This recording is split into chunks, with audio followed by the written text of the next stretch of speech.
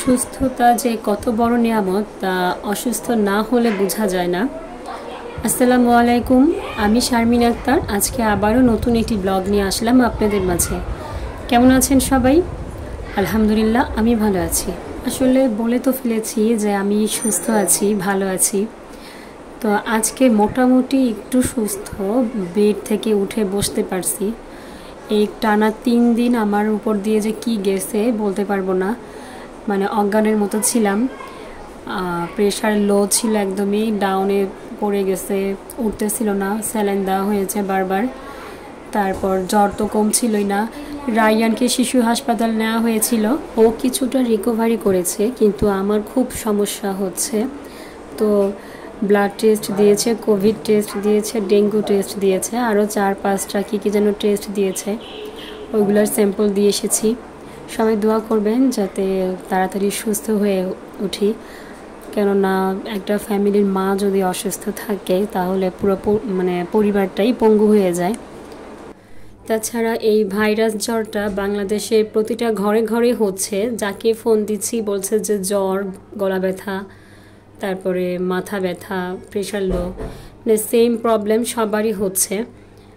আর আমাদের বাসার আমার ছোট বোনের হাজব্যান্ডের, ও অবশ্য উত্তরা থাকে, তারপরে আমার আব্বা আম্মার, আমার বোনের ছেলে মেয়ের সবার হয়েছে। তো দোয়া করি সবাই যাতে সুস্থ হয়ে যায়, কেননা যার হচ্ছে সেই বুঝতেছে যে কি পরিমাণ কষ্ট এই অসুখটা। কথায় আছে না, যার ঘা তার ব্যথা, মানে যার হবে জ্বরটা সেই বুঝবে যে কি পরিমাণ কষ্ট। বিশেষ করে শ্বাসকষ্টটা বেশি হয়। আমার শ্বাসকষ্টটা খুবই খারাপ লেগেছিল। আমাকে গ্যাস দেওয়া হয়েছে, 4 দিন দিতে বলেছে।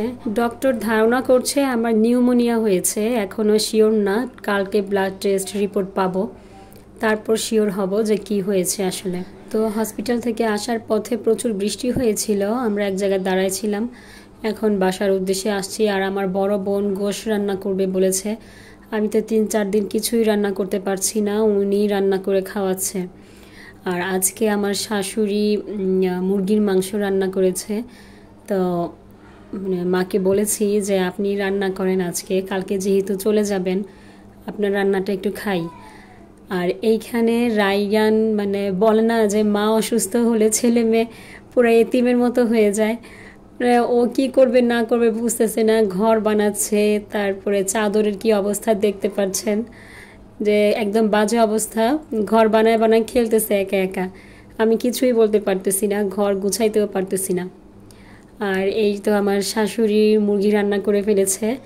তো যেই খেয়েছে সেই বলছে যে অনেক মজা হয়েছে। আসলে আমার শাশুড়ির রান্না অনেক মজা হয়। তো আজকে এই পর্যন্তই, পরবর্তী ভিডিও দেখার অপেক্ষায় থাকবেন। আল্লাহ হাফেজ, আসসালামু আলাইকুম।